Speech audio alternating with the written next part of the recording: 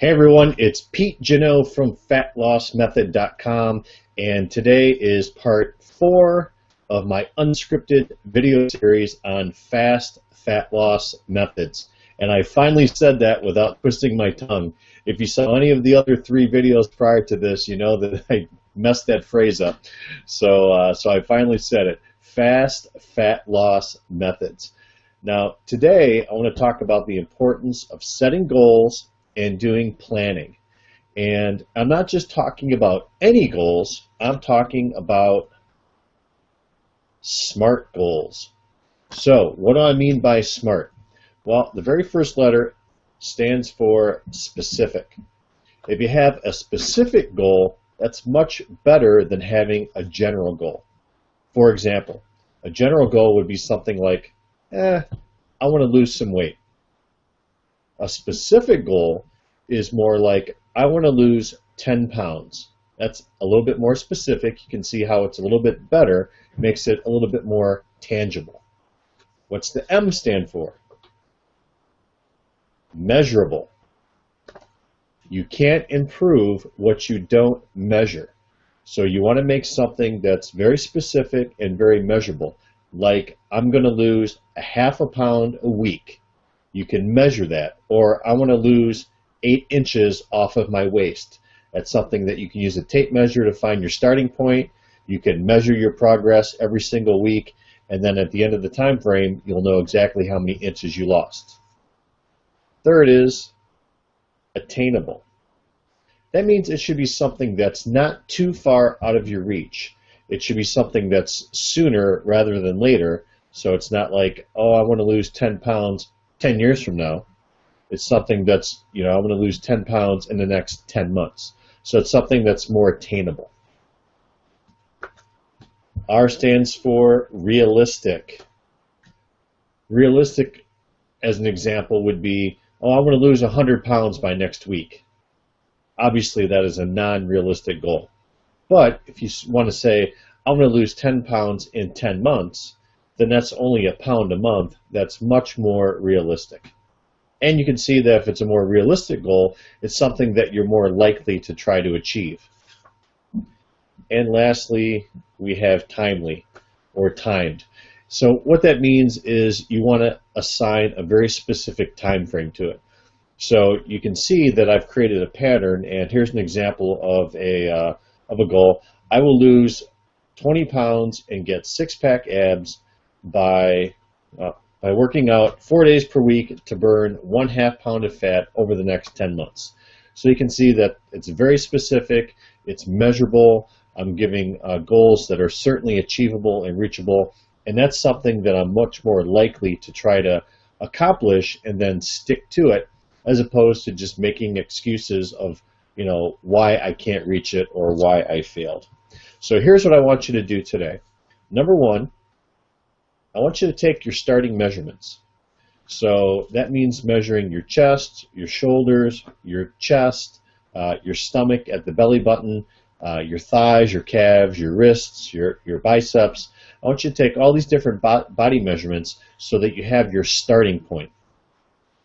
Then I want you to take some before pictures. Get down into a bikini or a bathing suit and have somebody take a full body shot from the front, from the side, and from the rear. And then I want you to post that somewhere where you can see it every single day. So post it in your office if you work from home. Post it on the bathroom mirror so you can look at it every single day. Post it on the refrigerator or your closet where you keep your snacks. And use that as motivation of what you are starting, where your starting point is, and then you know what your goals are, so you know what you want your ending point to be. Next, and lastly, I want to talk about the importance of planning ahead, and that means both your meals and your workouts. If you can follow a more regimented meal plan, and you know in advance what it's going to be, or better yet, if you can even prepare those meals in advance, then you're much less likely to become hungry and eat snacks that are unhealthy or have too many dense calories, or going and eating like fast food or something like that because you become so hungry and you're running short on time, so you're going to take the easy way out and go out and buy some fast food instead of eating a healthy, nutritional meal that you prepare on your own. So what we like to do is once a week on Sundays, we'll cook enough, beef, chicken, turkey, whatever it is to last us throughout the week. So we'll just grill up a bunch of chicken breasts. We'll throw them in the freezer, and then we'll just thaw them out one a day, and then that's what we cut up to make salads and that sort of thing with. So if you can plan ahead with your meals and follow a very strict meal plan of, getting up and having breakfast at the same time every day, you know what your snack is going to be 2 hours later, having lunch at the same time, have another snack 2 hours later, have your dinner or your last meal of the day at 6 p.m. and don't eat any time after 7 p.m., then you're much more likely to stick to that meal plan and you have a more successful chance of losing weight and reaching your goals. Same thing with your workouts. If you can plan that you're going to work out these 4 days a week, every week, and you do it at the same time every day, and you schedule it in your calendar as if it were a dentist appointment, for example. So if you schedule a dentist appointment, you're not going to skip it. You're going to show up at that scheduled time. We'll do the same thing with your workout. And I recommend if you really have a hard time and life gets in the way and you have a family and lots of activities, during the day or after work, then you do your workout first thing in the morning. So go to bed an hour earlier, get up an hour earlier in the morning, and do that workout first thing just to get it out of the way. So when you do that, you'll know no matter what happens the rest of the day, you've already completed your workout, and you're not going to make any excuses later that you're too busy, you're too tired, something came up. All those excuses go away, and you just keep the workout going. So what I want you to do now is get a calendar out, write down the 4 days or 5 days a week that you're going to work out, and then take a day or two off in between. Write in like a W for a workout day, and then every day over the next month when you work out, just cross that day off.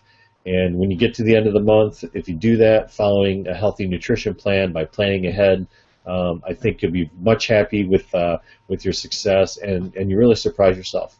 So thanks for joining me in today's video. I hope to see you next week on video number 5, when I'll get into some very specific nutrition strategies, and I'll share with you some of my favorite meal plans and some of my favorite snacks. So this is Pete Genot from FatLossMethod.com signing off, and I'll see you next week.